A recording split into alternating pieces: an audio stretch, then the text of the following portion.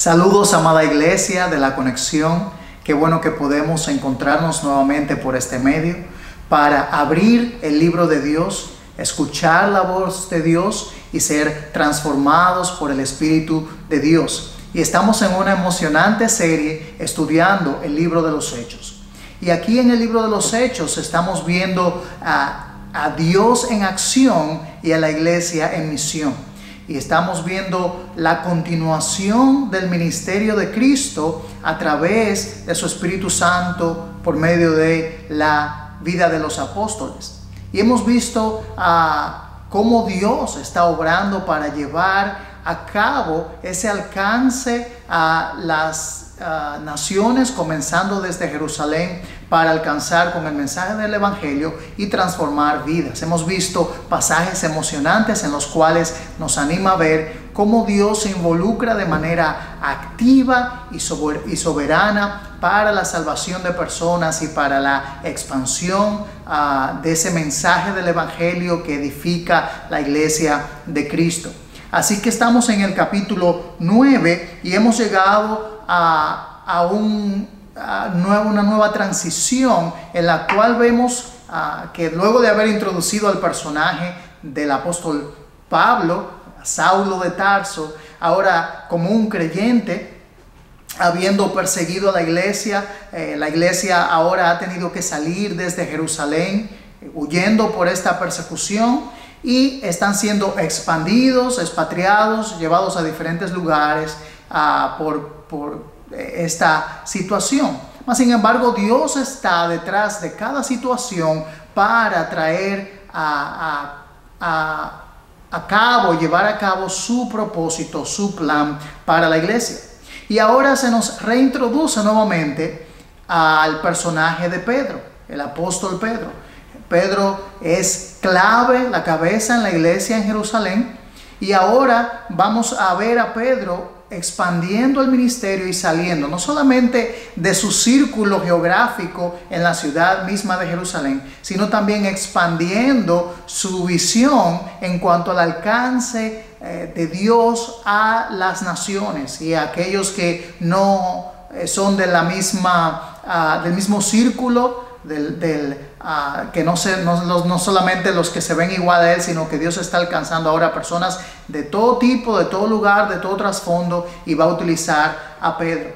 Por supuesto, Dios va a utilizar a Pedro y va a confirmar ese mensaje del Evangelio, y vamos a ver no solamente la confirmación del Evangelio de Dios, sino también el milagro de la conversión, y como producto de esta conversión, la caridad o los frutos que vemos en la vida del creyente. Así que vamos a tener un momento para leer la palabra de Dios, y te invito a que abras tu Biblia en Hechos capítulo 9. Hechos capítulo 9, y vamos a leer los versículos 32 al 43. Hechos capítulo 9, y vamos a leer los versículos 32 en adelante. Dice así la palabra de Dios. Mientras Pedro viajaba por todas aquellas regiones, vino también a los santos que vivían en Lida. Allí encontró a un hombre llamado Eneas, que había estado postrado en cama por 8 años porque estaba paralítico. Y Pedro le dijo: Eneas, Jesucristo te sana, levántate y haz tu cama. Y al instante se levantó. Todos los que vivían en Lida y en Sarón lo vieron y se convirtieron al Señor. Había entonces en Jope una discípula llamada Tabita, que traducido al griego es Dorcas. Esta mujer era rica en obras buenas y de caridad que hacía continuamente. Y sucedió que en aquellos días se enfermó y murió. Y lavado su cuerpo, lo pusieron en un aposento alto. Como Lida estaba cerca de Jope, los discípulos, al oír que Pedro estaba allí, le enviaron 2 hombres, rogándole: no tarde usted en venir a nosotros. Entonces Pedro se levantó y fue con ellos. Cuando llegó, lo llevaron al aposento alto, y todas las viudas lo rodearon llorando, mostrando todas las túnicas y ropas que Dorcas solía hacer cuando estaba con ellas. Pero Pedro, haciendo salir a todos, se arrodilló y oró. Y volviéndose al cadáver dijo: Tabita, levántate. Y ella abrió los ojos y al ver a Pedro se incorporó. Él le dio la mano y la levantó, y llamando a los santos y a las viudas, la presentó viva. Esto se supo en todo Jope, y muchos creyeron en el Señor. Pedro se quedó en Jope muchos días con un tal Simón, que era curtidor. Oremos.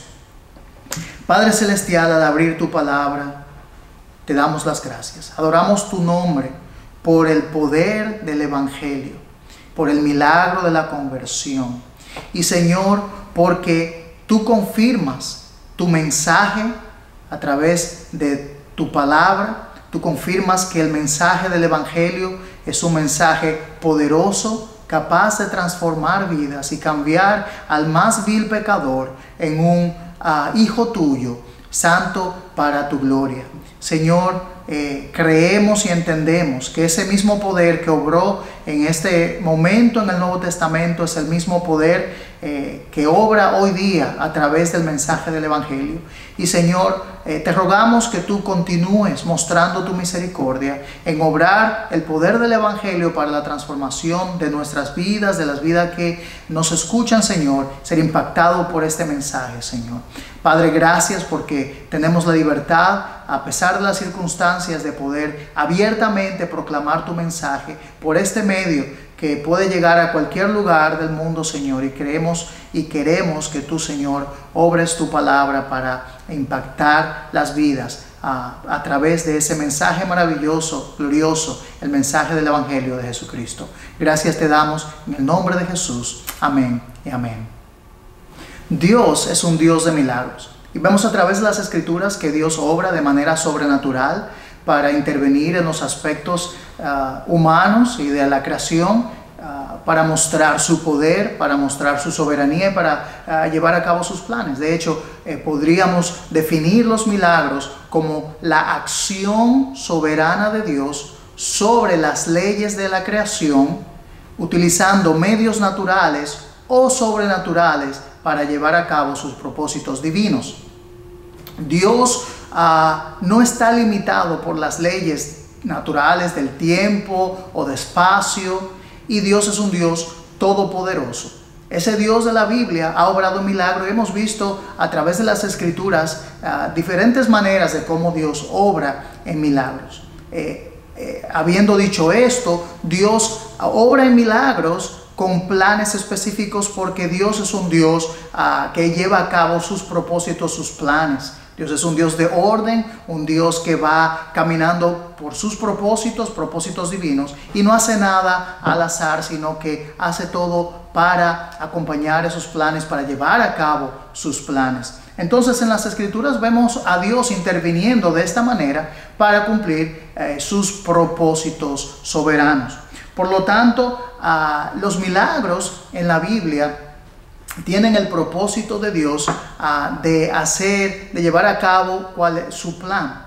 En la Biblia vemos milagros, específicamente nos referimos en el Nuevo Testamento, vemos el don de sanación o de los milagros, donde Dios va a comunicar, establecer sus propósitos para con la iglesia utilizando esta manera. Dios ha obrado milagros no solamente en el Nuevo Testamento, sino también en el Antiguo Testamento, especialmente utilizando a siervos suyos, capacitándolos a través de los milagros. Específicamente tenemos a Moisés en el Antiguo Testamento. Podríamos ver más adelante a Elías y a Eliseo. Y luego vemos aún más adelante la misma vida del Señor Jesucristo y la confirmación de sus milagros. Y en cuarto lugar, vemos también a los apóstoles como extensión del ministerio de Cristo y obrando milagros, y Dios confirmando su ministerio a través de los milagros. Ahora, entendemos que estos milagros, específicamente los milagros de los apóstoles como extensión del ministerio de Cristo, son la confirmación de Dios para establecer esta nueva empresa, este nuevo concepto de la iglesia de Dios y confirmando a sus siervos, los apóstoles, por medio de los mismos. Entendemos entonces que los milagros tuvieron un propósito específico y un tiempo específico. Así como también en el Antiguo Testamento vemos momentos en que siervos de Dios están siendo capacitados para llevar a cabo milagros. Vemos también tiempos en los cuales, por ejemplo, entre el tiempo de Moisés y Elías-Eliseo, pero luego vemos un tiempo entre Elías y Eliseo hasta el ministerio del Señor Jesucristo, donde hay pausas en este obrar de Dios. Ahora Dios va a utilizar a los apóstoles para mostrar su poder, para confirmar su ministerio, y eso es lo que vemos acá en este pasaje y vemos en el Nuevo Testamento. Por lo tanto, el ministerio de sanación y de milagros apostólico tenía el sello divino con un tiempo específico para propósitos específicos. Ahora, lo que vemos comúnmente tal vez hoy día en iglesias que proclaman noches de milagro y expresiones de sanación,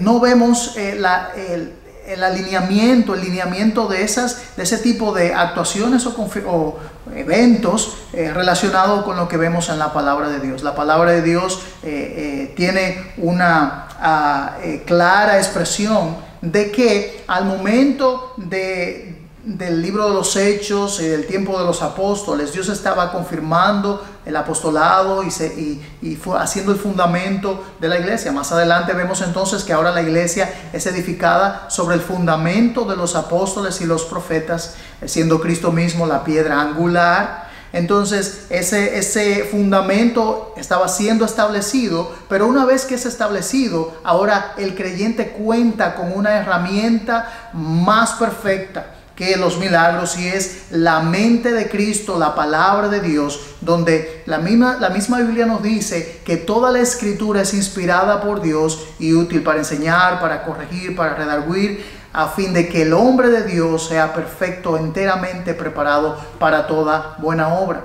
La palabra de Dios es completa en sí misma y suficiente para la vida del creyente, para conocer los planes de Dios, para tener todo el mensaje de Dios. Y hoy mismo los siervos de Dios no necesitan una confirmación sobrenatural de por sí para un mensaje nuevo que tengan que comunicar, sino más bien que tenemos todo el consejo de Dios en las Escrituras, lo que necesitamos para nuestra vida, para la práctica y también para compartir el mensaje del Evangelio. Por lo tanto, nosotros vemos que Dios está obrando en este momento milagros para confirmar el ministerio apostólico de Pedro. Cuando nos referimos a los apóstoles también, entendemos como apóstoles aquellos que participaron en la vida, el ministerio del Señor Jesucristo de manera directa, de manera tal que Jesucristo mismo escoge a sus apóstoles, a sus discípulos, que luego se convirtieron en sus apóstoles. Y más adelante vemos la elección de reemplazo de Judas, hecho por alguien, el requisito de alguien que haya estado con Cristo, que haya estado en su ministerio, haya sido testigo ocular. Y por último, Pablo se describe a sí mismo como un abortivo. Jesucristo mismo interactúa, se aparece a Saulo de Tarso, se aparece a Pablo, y entonces él recibe el apostolado directamente de Jesucristo. Entonces, estos apóstoles son los apóstoles que encontramos en la Biblia. Luego de su ministerio ser concluido como el fundamento inicial de la iglesia, entonces se cierra ese tiempo, ese obrar de Dios en cuanto al fundamento de la iglesia, y ahora no creemos en la existencia de los apóstoles modernos, ni tampoco vemos que Dios utiliza de manera común o de la misma manera que vemos en el Nuevo Testamento los dones de milagros o de profecía o de lenguas. Ya hemos explicado el significado de las lenguas, esos idiomas que Dios utilizó para comunicar su mensaje al comienzo del libro de los Hechos, y ahora reenfatizamos el hecho de que Dios obra de esta manera para la confirmación en este tiempo importante de transición, fundación de su iglesia a través de sus apóstoles. Así que no nos dejemos engañar, hermanos, por aquellos que falsamente son llamados apóstoles en nuestros tiempos, porque la Biblia nos habla específicamente del requisito del apostolado, y fueron aquellos que estuvieron presencialmente, fueron testigos de Cristo y de su ministerio. Por lo tanto, Dios ahora va a llamar a Pedro a salir de su círculo, como hemos dicho anteriormente, de Jerusalén para las regiones fuera de la ciudad. Es por supuesto el cumplimiento de lo que Dios le había mandado a la iglesia, a sus discípulos, que tenían que ir por todo el mundo predicando el evangelio, comenzando desde Jerusalén, en Judea, en Samaria y hasta lo último de la tierra. Y ese es el patrón que vemos en el libro de los Hechos. Y ahora vemos a Pedro saliendo de los confines de la ciudad para llegar a otras ciudades. Entonces, en el versículo 32 vemos a Pedro que está viajando, y él viajaba por todas, dice, aquellas regiones fuera de Jerusalén. Y mientras Pedro viajaba por aquellas regiones, dice que vino también a los santos que vivían en Lida. Así que vamos a ver ahora cómo Dios va a obrar su plan para la expansión de la iglesia, la expansión del evangelio, tanto en estas ciudades que vamos a ver la ciudad, una ciudad llamada Lida, cercana, junta con la ciudad de Sarón, y luego más adelante vamos a ver la ciudad de Jope. Así que tenemos estas tres ciudades en este pasaje donde Pedro ahora va a llegar con este mensaje. Por supuesto, esto eran ciudades conquistadas por el Imperio Romano, todavía dentro de la región grande de Judea, y con influencia judía, pero también con mucha influencia tanto helenística como influencia romana, influencia gentil. Entonces Pedro estaba viajando por esas regiones, y dice que él vino a visitar a los santos. Es una hermosa expresión que aparece acá en el libro de los Hechos, no tan frecuentemente utilizada por el escritor Lucas, mas sin embargo es una frase que vemos a través de las cartas en el Nuevo Testamento para referirse a los creyentes, aquellos que han sido dado una nueva vida, un nuevo corazón, que han sido justificados y por lo tanto han sido santificados. Se le ha dado la santidad de Dios a través de Cristo a sus vidas. Si bien es cierto que el creyente no es una persona perfecta, y eso no es lo que se refiere en este concepto de la santidad, pero se refiere a una persona que ha sido dada la santidad de Cristo, otorgada la santidad de Cristo a su vida, justificada, y los creyentes son llamados santos. Somos santos de manera completa.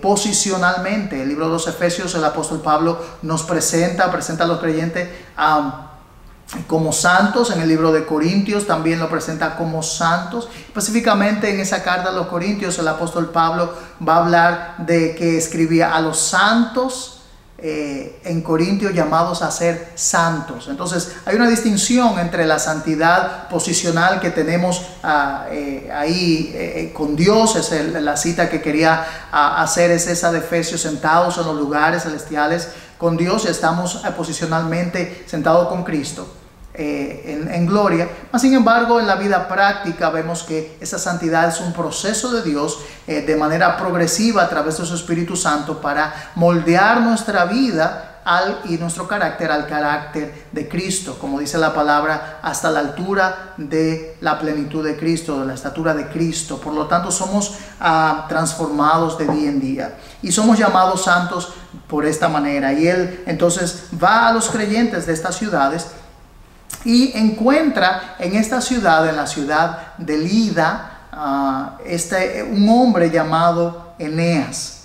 Este hombre llamado Eneas se nos presenta como un hombre que estaba enfermo, postrado en cama por 8 años y que estaba paralítico. No sabemos las razones de su enfermedad, ni tampoco sabemos el trasfondo de este hombre llamado Eneas, pero es interesante que él está en esta ciudad mientras Pedro está visitando a creyentes, a santos, ¿verdad? Está visitando a los creyentes, pero encuentra a este hombre llamado Eneas. No se nos dice si es creyente o no Eneas, al parecer no lo es, pero es interesante que su nombre significa loable. Este señor Eneas, que estaba enfermo, era tal vez de alguna manera era conocido y es presentado, ¿verdad? Tal vez los creyentes le presentan a Pedro, y entonces Pedro va con él. Y entonces en este momento pasa algo milagroso. Pedro, como hemos visto ya en el pasado, ¿verdad? Actuando por el poder de Dios en milagros, vemos que él dice a Eneas, se refiere a él y le dice: Eneas, Jesucristo te sana, levántate y haz tu cama. Es interesante que pausemos en este concepto porque Pedro nuevamente, al igual como lo vemos anteriormente, por ejemplo el cojo en la puerta del templo que vimos al principio de los primeros capítulos de Hechos, donde él dice: en el nombre, no tengo oro ni plata, pero lo que tengo te doy, en el nombre de Jesucristo de Nazaret, levántate y anda. Entonces este concepto de que él continúa haciendo este tipo de manifestaciones del poder de Dios o siendo adjudicadas a la persona de Jesucristo. Él le dice: Eneas, Jesucristo te sana. Es importante porque Pedro no está trayendo la atención a sí mismo, ni que no es de su poder, ni de su capacidad, ni de su habilidad, una habilidad propia o innata, que él está haciendo este milagro, sino que este milagro es en el nombre, como dijo antes, y lo que significa en este momento, de Jesucristo, en representación de él por el poder de Cristo. Ahora Eneas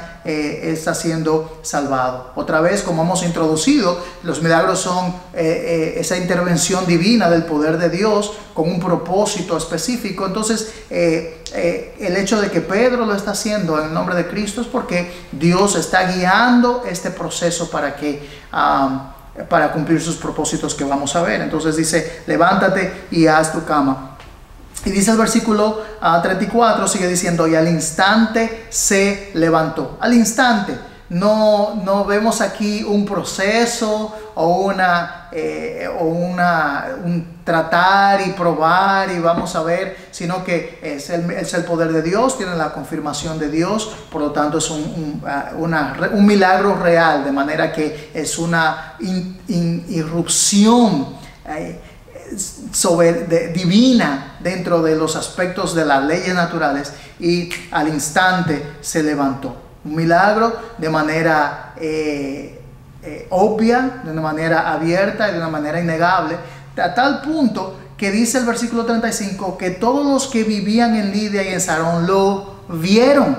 Ellos pudieron ser testigos de que no se trataba de algún truco. Ya habíamos visto antes personas que también eran milagreros, curanderos, tratando de hacer milagreros, ¿verdad? Haciendo trucos, más sin embargo que parecían reales, como en el caso que vimos Simón el Mago, y que la gente lo seguía por esto, pero ahora fue evidente el obrar de Dios diferente a este tipo de cosas. Así que mucho cuidado con este grupo tal vez de personas que hacen estos exhibiciones que diferentemente al patrón bíblico de estar conectados al Señor, para la honra de Cristo, para el honor de Cristo, para la atención a la persona de Cristo, por el poder de Cristo, por el poder de Dios, y siendo instantáneo y evidente. Muchos entonces hacen exhibiciones en las cuales el ego está en el centro. No son obras Dios céntricas, sino son obras centradas en el hombre. centradas en su propia personalidad, en sus propios egos. Aquí Pedro está haciendo una obra que fue evidente, instantánea, no tuvo duda de que fue Dios interviniendo instantánea. Todos lo vieron, y entonces como resultado de esto dice que se convirtieron al Señor. Y aquí vamos a ver realmente el punto principal al cual quiere llevarnos este pasaje. Este milagro es solamente algo pasajero, un instrumento, un medio que Dios va a utilizar para llevar a cabo su propósito. ¿Cuál es el propósito de ambos milagros que vemos en este pasaje? Es que las personas llegan a Cristo en arrepentimiento y fe para salvación. Lo vieron y se convirtieron, versículo 35, y luego del siguiente acontecimiento, versículo 42, y se supo esto en todo Joppe y muchos creyeron en el Señor. Así que el punto principal acá no es el milagro en sí mismo, sino la conversión de las personas como resultado de la confirmación de Dios del mensaje del Evangelio.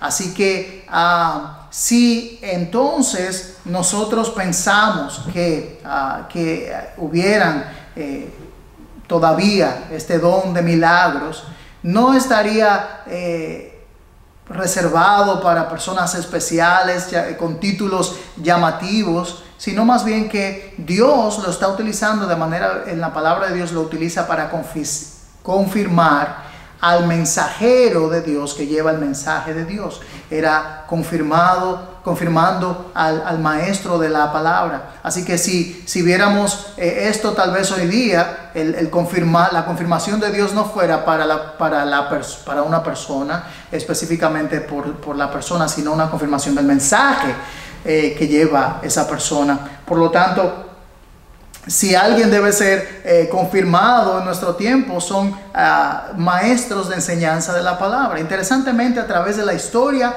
de la iglesia, los grandes maestros de la palabra de Dios, utilizados por Dios para llevar grandemente el mensaje de su palabra para salvación de personas, transformación y conversión, fueron hombres que no se identificaron con este concepto moderno de dones de sanación. Fueron hombres siervos de Dios que estuvieron abocados al estudio y la enseñanza de la palabra de Dios. Entonces Pedro vemos aquí que está haciendo un milagro, pero que lleva a la conversión. ¿Por qué es importante? Porque ahora es el cumplimiento otra vez. Están saliendo de Jerusalén y están ahora pudiendo hacer discípulos, ver la conversión de personas. Dios está confirmando a su mensajero y al mensaje. Por lo tanto, vemos la conversión. Ahora, vamos a ver en una segunda instancia cómo Dios sigue esa confirmación en la siguiente ciudad y cómo Dios obra entonces en este proceso de la conversión, y también vamos a ver el fruto de esa conversión. Versículo 36 dice: había entonces en Joppe, esta ciudad es una ciudad que también es conocida como Jaffa o Jafo. Es una ciudad que está cerca, unida a la actual Tel Aviv en Jerusalén, en Israel, perdón. Entonces esta ciudad de Jaffa o Joppe es una ciudad portuaria, cerca del puerto en el mar, y sabemos esto porque más adelante,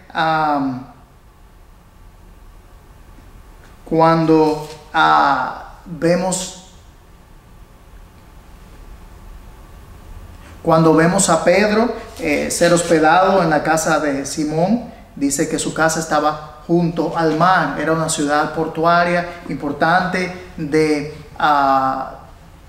negocios, ¿verdad? De exportación. Y es la misma ciudad de Joppe que encontramos en el libro de Jonás, cuando Jonás desciende a Joppe para tomar un barco para irse a Tarsis. Por lo tanto, esta es la misma ciudad, una ciudad portuaria, y es llamado allí a esta ciudad. Se nos dice que en esta ciudad una discípula llamada Tabita, que traducido al griego es Dorcas, vivía ahí. Interesante que se nos llama, y vemos aquí una discípula llamada Tabita. Tal vez es la primera ocasión que vemos que se refiere directamente a una mujer como discípula. Claro está, no se está refiriendo a nada especial como un apóstol, sino más bien que es una discípula del Señor Jesucristo. El Señor envió a sus discípulos a ser ¿qué? Discípulos, y ahora vemos aquí a una creyente que es llamada discípula. Todo creyente de Cristo es un discípulo de Cristo, alguien que es un seguidor y que va aprendiendo de las enseñanzas de Cristo. Y esta mujer se nos presenta, es llamada, su nombre arameo Tabita, pero al griego es Dorcas. Su nombre Dorcas significa gacela, y esta mujer tiene una característica interesante. Se nos dice que esta mujer es rica, pero no rica en lo material, sino que es rica en una riqueza superior a las riquezas materiales. Y esto es que era rica en obras buenas y de caridad, y se añade que hacía continuamente. Era una mujer que de alguna manera había recibido el mensaje del Evangelio, se había convertido, había experimentado la conversión, venido a Cristo en arrepentimiento y fe, y su vida había sido cambiada a tal punto que ahora lo que caracterizaba su vida de cambio era la caridad, ese concepto del amor práctico, del amor aplicado. Y entonces esta señora Dorcas, Gacela, está viviendo una vida que impacta con su servicio y con su amor, sus obras, sus buenas obras. Y eso es precisamente lo que Dios busca de cada creyente. Dios salva a las personas con el propósito no simplemente de que tengamos un ticket de entrada al cielo cuando muramos. Claro está, hemos enseñado el cambio radical en la vida de una persona. Cuando viene al Evangelio, la vida es transformada. Cuando encontramos en Efesios 2, decimos que no somos salvos por obras, porque somos salvos por gracia, por medio de la fe. Es un don de Dios, no por obras para que nadie se gloríe. Entendemos, como sigue diciendo el versículo, no somos salvos por obra, pero dice más adelante el versículo 10 del capítulo 2 de Efesios, porque somos hechura suya, creados en Cristo Jesús para buenas obras. Por lo tanto, no somos salvos por obras, pero somos salvos para buenas obras. El creyente ha sido salvado, llamado de las tinieblas a la luz para vivir una vida diferente. Por tanto, no es bíblico, es contradictorio alguien que se llama cristiano, pero que no vemos los frutos del cambio. Es por esto que Cristo mismo dijo, hablando de cómo vamos a reconocer a sus discípulos, Él dijo que por sus frutos lo conocerán. Por sus frutos lo conocerán. Por lo tanto, esta discípula es una verdadera discípula de Cristo porque sus frutos lo confirman. Una vida de frutos, y ella vive esos frutos. Esos frutos que ella está viviendo son frutos de Dios, que dice también en Efesios que fueron reservados, que fueron predeterminados por Dios desde antes de la fundación del mundo. Dios nos salva con el propósito de que vivamos una vida fructífera. Por eso que Cristo dice la importancia de estar unido a Cristo, porque separado de mí nada pueden hacer. Todo pámpano que permanece en mí, este lleva mucho fruto. El fruto siempre en la Biblia es la evidencia de la conversión. El fruto es la evidencia de la conversión, y Cristo nos dice que realmente ese es nuestro mayor, la evidencia de la salvación. Por tanto, es importante ver en nuestras propias vidas como creyentes si estamos viviendo una vida fructífera, porque los frutos en nuestra vida, más que cualquier otra cosa, son la confirmación de la obra de Dios en nosotros. Si yo digo creer en Cristo, pero no hay ningún cambio en mi vida, yo hice una oración en algún punto en mi vida, pero mi vida antes y después de esa oración es la misma, no hay una evidencia de frutos, entonces yo debo preocuparme y ver a mi propia vida, porque una vida cambiada por Dios es una vida de frutos. Y en este momento vemos a una discípula que lleva frutos y es rica en buenos frutos. Ser rico en frutos para el reino de Dios es ser un creyente realmente maduro, ser un creyente que aplica la palabra de Dios en su vida y que vive conectado al Espíritu de Dios, porque de Él vienen los frutos. Recuerden, el fruto del Espíritu es ese fruto que el creyente va a mostrar. Así que vemos el cambio, no solamente qué impactante este mensaje del Evangelio que Dios confirma por el milagro para llevar a ese mensaje del Evangelio, sino también qué impactante es el cambio producido por ese mensaje del Evangelio. Así que Dios está obrando en vidas de personas para cambiar a personas. Qué diferente es el mensaje que a veces escuchamos hoy día de un evangelio tal vez ligero, un evangelio light, en el cual se predica el bienestar, la prosperidad, se predica la bendición, mas sin embargo separado del arrepentimiento, separado de la conversión, separado del cambio y del compromiso de la santidad a Dios.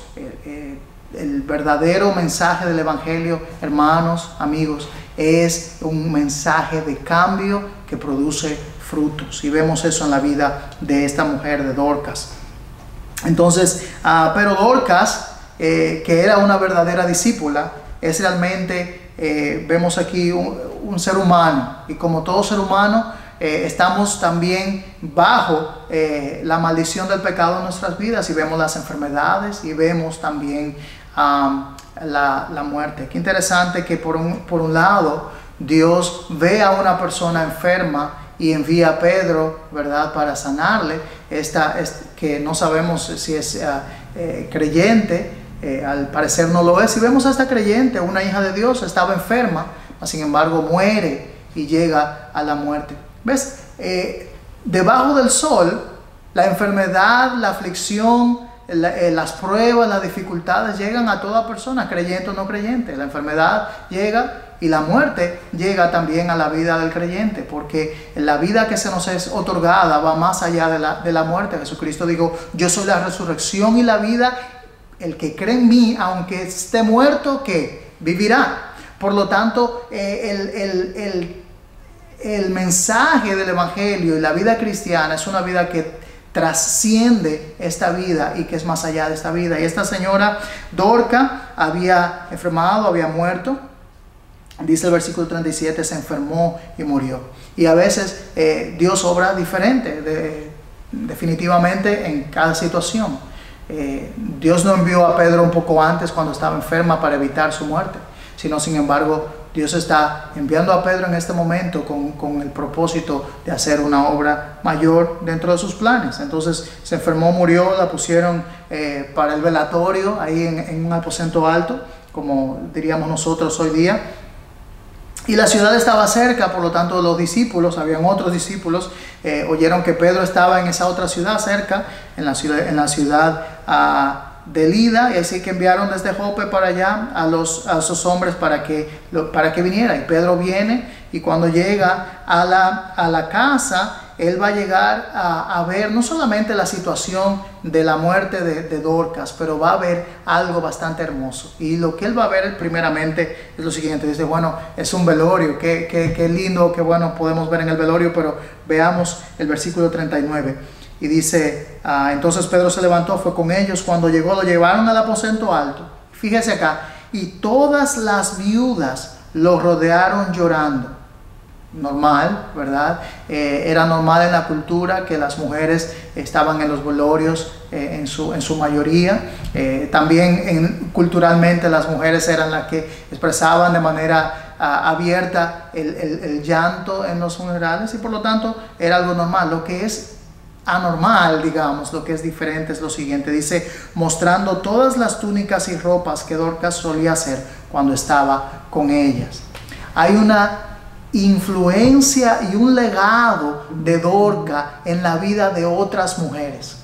a tal punto que en su vida de frutos de su caridad y su generosidad trasciende a su vida y queda como legado para estas otras mujeres. Es importante que nosotros entendamos lo central de la vida del creyente en influencia a otras vidas. Cómo nosotros estamos invirtiendo nuestras vidas para influenciar a otros de manera tal que aún hayamos partido de este mundo, nosotros podamos dejar legados en otras personas. Tal vez no legados económicos, pero un legado de impacto. Y ellas estaban llorando por el impacto que Dorcas había hecho en sus vidas y tenían la muestra de esto. Y vemos tal vez este ministerio de Dorcas proveyendo el abrigo, ¿verdad? Y tal vez sustento, tal vez por la venta de estos tejidos para estas viudas. Recordemos que las viudas en ese entonces también podrían sufrir grandes pesares económicos por no tener el sustento, y ella estaba haciendo un hermoso ministerio para llegar a las vidas de estas otras mujeres que ahora son impactadas y están aquí dando el testimonio de su vida. Así que no solamente que le está mostrando la túnica porque era bonita y a Pedro por ahí le interesaba, sino más bien le están mostrando podemos entender del contexto la influencia y el legado de Dorcas en la vida de estas otras mujeres.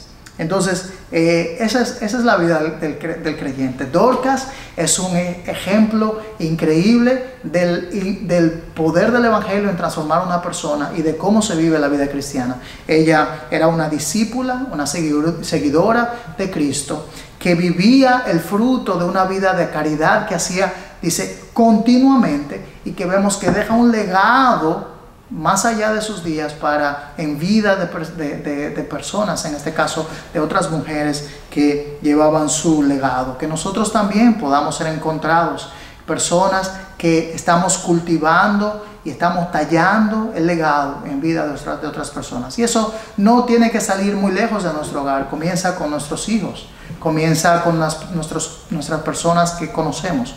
Pero de manera más directa es aquellas personas que nosotros estamos discipulando. ¿Cuáles son tus discípulos? ¿Cuáles son las personas que tú estás invirtiendo para que ellos también conozcan de Cristo, crezcan en Cristo y sean impactados por el Evangelio de Cristo?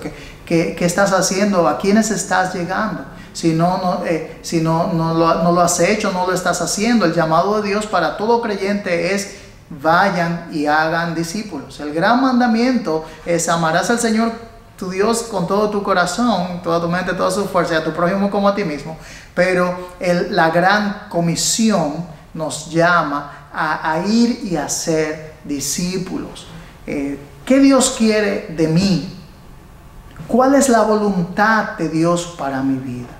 Dios, muéstrame tu voluntad, dirían algunos. Y la palabra de Dios a voz clara nos muestra que la voluntad de Dios es que invirtamos nuestra vida en otras personas, haciendo discípulos, vidas invertidas en otras vidas para llevar el mensaje del Evangelio, llevar a Cristo a otras personas. Y esto definitivamente lo hizo Dorcas. Así que Dios no sana a Dorcas en su enfermedad, pero tenía otro plan para Dorcas, y el plan que él tenía no solamente para ella, sino para la ciudad de Jope o Japa era la siguiente. Entonces dice Pedro, versículo 40, haciendo salir a todos, se arrodilló y oró. Esto es también hermoso. Pedro está en dependencia del Señor. El versículo 40 nos da el detalle, ¿verdad? Nos da tal vez más, nos deja ver un poco más en cuanto a ese proceso que él toma. Entendemos que es el mismo que él ha tomado desde un principio, el mismo que utilizó con Eneas, pero aquí Lucas nos dice, él se arrodilló y oró. Otra vez, esto que va a suceder, el milagro que va a pasar, no viene de él, no está centrado en la persona de Pedro, sino que es el plan de Dios. Él consulta a Dios, él ora a Dios, él ora al Señor, Y entonces se refiere a ella: Tabita, levántate. Qué lindo es ver la continuación, ¿no? Vemos a Cristo haciendo lo mismo con alguien, una jovencita con un nombre parecido, Talita, ¿recuerdan? En los evangelios, y el Señor Jesucristo le dice a Talita Cumi, levántate. Y ahora Pedro está con Tabita y le dice a Tabita: Tabita, levántate. Y en el nombre de Cristo, en dependencia de Dios, en verdad, Él dice: levántate, y Dios le retorna la vida a esta mujer. Él le da la mano, la levanta, y entonces Él la presenta nuevamente a los santos, a las viudas. Y imagínense, pero otra vez, ¿cuál es el punto de este milagro? A donde va el versículo, a donde nos lleva Lucas, a donde nos está llevando Dios, y Dios está llevando a la iglesia, es el versículo 42. Y esto se supo en todo Jope, y muchos creyeron en el Señor. Y muchos creyeron en el Señor. Así que el énfasis es cómo Dios está llevando el evangelio a los diferentes lugares, cómo Dios está llevando el evangelio a las naciones. Y Dios está confirmando el mensaje, el apostolado de Pedro en este momento, y llegan para que otros lleguen a creer. Así que vamos a ver Dios obrando a través de milagros por sus siervos los apóstoles para confirmar su mensaje. Pero lo relevante en este momento, lo relevante en el pasaje, es que Dios confirma el mensaje del evangelio para que en la ciudad tanto de Lida como en la ciudad vecina de Sarón y en la ciudad de Jope, Dios tenía un pueblo que iba a rescatar, iba a confirmar. Pedro no era conocido en estas regiones. Dios está confirmando su apostolado, confirmando el mensaje que él va a declarar, y a través de ese mensaje entonces personas vienen a los pies de Cristo. Ahora, ¿cuál es la confirmación que nosotros tendríamos hoy día para saber que venimos de Dios? Para mostrar que nuestro mensaje realmente es de Dios y no nuestro. Es la Biblia, la palabra de Dios. Todo mensaje que nosotros llevamos a las personas debe estar basado y fundamentado en la palabra de Dios. La palabra de Dios es realmente la autoridad del creyente. La palabra de Dios es realmente aquel fundamento, dice Pablo en Romanos, porque el evangelio es poder de Dios para salvación. Entonces es la palabra de Dios que nos da la confirmación, mientras que nosotros vamos predicando el evangelio basado en las escrituras, predicando la palabra, predicando el texto de Dios. Entonces Dios hace el milagro de la salvación. Hemos visto cómo Dios utiliza ese mensaje a través de un siervo, ¿verdad? Un canal, un medio humano para llevar ese mensaje. Y Pablo nos recuerda nuevamente, citándole de Romanos, que cómo escucharán si no hay quien les predique. Hay una importancia de predicar ese evangelio. Pedro estaba dispuesto a hacerlo, aunque está fuera de su círculo de comodidad. Y vemos entonces que Dios obra de esta manera, y Dios hace los milagros para cumplir sus propósitos. Vemos más adelante de que Dios no obra, no sigue obrando en milagros en todo el proceso, sino que vemos que poco a poco, a través del libro de los Hechos, los milagros y esos dones milagrosos fueron cesando poco a poco, hasta el punto que luego encontramos al apóstol Pablo mismo, que había, por supuesto, también como apóstol, confirmado por milagros en diferentes ocasiones. Vemos que a su discípulo Timoteo, él les recomienda que pueda beber vino por sus problemas del estómago, ¿verdad? Y no le sana, no le dice: Timoteo, no te preocupes, te declaro sano. No vemos eso. En otras ocasiones vemos que él hizo milagros, pero interesantemente Dios no lo hace de esa manera con con Timoteo. Simplemente le recomienda un medio natural, un medio normal para que él pueda recuperarse de sus enfermedades. No solamente lo hace con Timoteo en ese concepto, sino que también en 2 de Timoteo capítulo 4 al final Pablo está diciéndole a Timoteo que él, hablando de los otros discípulos, y dice que a Trófimo, un discípulo, él lo dejó enfermo en Mileto. ¿Cómo va a ser Pablo? Pablo, tú tienes el poder el don de sanación, eres un apóstol. ¿Por qué vas a dejar a un discípulo enfermo? Más sin embargo, así pasa, 2 de Timoteo, y vemos que Trófimo se queda enfermo, porque los milagros no es un estándar para todo momento y para toda situación y para todo creyente. De hecho, de manera directa no vemos un creyente claramente recibiendo un milagro de sanidad. Vemos resurrecciones, ¿verdad? Como en el caso de Dorcas o como en el caso de Lázaro. Más sin embargo, sanidades eran milagros que Dios hacía para la confirmación del evangelio a los no creyentes, a los judíos, especialmente a los judíos, pero a los no creyentes. Y sin embargo, luego vemos que Pablo no sana a su discípulo Timoteo, no sana al discípulo de Trófimo. Y también vemos a Pablo con una situación específica del mismo, pasando tal vez, algunos dicen, con alguna enfermedad física, ese aguijón en la carne que se refiere, y también Dios le responde que no es su voluntad responder a esa oración. Por lo tanto, entonces, cuando estamos interactuando con este concepto de los milagros, es importante que conozcamos el carácter de Dios.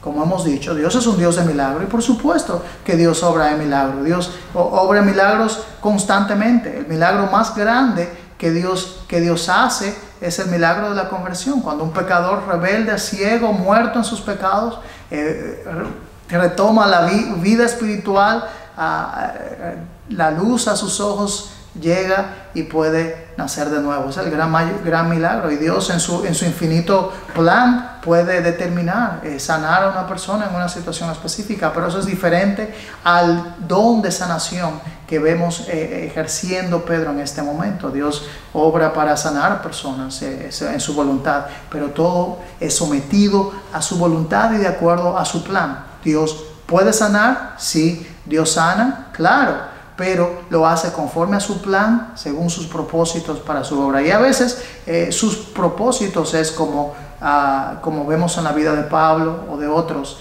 es que a través de las aflicciones y las dificultades de esta vida, Dios se lleve la gloria y Dios cumpla también su propósito en nuestra vida. Pues en la enfermedad o en la salud, Dios es glorificado, y nosotros no torcemos la Biblia para que haga lo que nosotros queremos o esperamos. La Biblia, Dios no nos promete que por ser creyente vamos a tener todo lo que nosotros deseamos, o que no nos vamos a enfermar, o que no nos vamos a morir, o que por ser creyente vamos a tener abundancia de bienes materiales y vamos a tener riquezas exuberantes. De ninguna manera, en ningún momento Dios nos ha prometido eso a los creyentes, a su iglesia, sino más bien que nos ha prometido, por sobre todas las cosas, no importando la circunstancia, Él nos promete su presencia, y Él nos promete de que ese plan que Él está llevando a cabo en el mundo y en nuestras vidas, lo va a llevar a cabo y lo va a llevar a su completo cumplimiento, según su plan, según su tiempo. Así que eso lo vemos ahí. Ahora, Dios está obrando en estas ciudades de Jope y como vimos aquí, tanto de Jope, de Sarón y de Lida, pero también Dios está obrando en la vida del siervo de Pedro. Y ahora en el último versículo va a dar la introducción a la enseñanza de la próxima semana, y es cuando dice el versículo 43, dice: Pedro se quedó en Jope muchos días con un tal Simón que era curtidor. Pedro ha salido de su círculo conocido de Jerusalén, va ahora a ciudades en Judea, va a sanar tal vez a alguien con influencia helenística por el nombre de Eneas, va a sanar a una judía creyente de este lugar, y va a interactuar con estas ciudades multiculturales. Pero ahora va a llegar a un lugar donde también Dios va a darle otro paso más cercano a lo que va a pasar la siguiente semana. Y es que él se queda en una casa de dicen en mi país, cuando tienen el mismo nombre, un tocayo, alguien que tiene su mismo nombre. Simón Pedro se queda en la casa de Simón el curtidor. Esto es algo chocante para Pedro como un judío fiel, y es que un curtidor era aquel que trabajaba con las pieles. Por lo tanto, para trabajar con las pieles, con el cuero, tenía que estar en contacto con animales muertos. Y es ahí en la casa de este Simón curtidor, tal vez un resultado del ministerio, de su ministerio en esta ciudad, y llega a ser un discípulo, pero está hospedado en su hogar, y él se hospeda rompiendo un poco sus barreras de preconceptos en cuanto a la ley y a lo que significaba la tradición judía. Esto es importante para el siguiente pasaje, pero vemos entonces en este pasaje cómo Dios obra la confirmación del Evangelio para la salvación de personas. A veces utiliza medios sobrenaturales como los milagros a través de sus apóstoles. A veces utiliza en nuestro tiempo el medio que Él nos ha dado, la palabra de Dios, para traer por el Espíritu Santo el milagro de la conversión, del nuevo nacimiento, que vemos entonces vidas transformadas que viven vidas de caridad, de frutos que glorifican a Dios. Quiere el Señor que este pasaje nos ayude a meditar más en cómo vivir en dependencia del Señor, cómo ser un discípulo del Señor, viviendo los frutos, llevando los frutos en nuestras vidas. Y si no conoces a Cristo, el mensaje del Evangelio no te garantiza una vida color de rosa, pero te da lo más importante, la mayor de las riquezas, una nueva vida, la vida eterna en Cristo Jesús, salvación de la ira de Dios, del infierno, por toda la eternidad. Cuando tú confías en Cristo como tu Señor y tu Salvador, cuando tú depositas tu confianza en Él y te arrepientes de tus pecados, Dios promete darte una nueva vida, que es una vida plena, una vida fructífera, que solamente viene a través de Él. Dios te bendiga. Oremos. Padre Celestial, gracias por tu palabra, gracias por este pasaje en el cual vemos la confirmación de ese mensaje poderoso del Evangelio para la salvación de personas, masiva en este caso en estas ciudades que vemos acá, y poderosa para el cambio en vida de personas. Gracias porque entendemos que solamente a través de ese mensaje del Evangelio tú produces ese nuevo nacimiento, esa salvación. Y Señor, ese nuevo nacimiento viene acompañado de frutos, como vemos en la vida de Dorcas, una vida de caridad, de buenas obras, que impactan con un legado en otras personas, Señor, para tu gloria. Ayúdanos, Señor, que en la enfermedad o en la salud, que en la riqueza o en la pobreza, Señor, que en el bienestar o en la dificultad, Señor, o en las pruebas, te glorifiquemos, Señor, y que nuestra fe esté anclada en Cristo y enfocada en ti, basada en tu palabra, Señor, para vivir vidas que te glorifican. Esa es nuestra oración, y oramos por aquellos que aún no te conocen, Señor, que puedan experimentar esta hermosa bendición del nuevo nacimiento y una vida fructífera para la gloria tuya. En el nombre de Jesús. Amén y amén.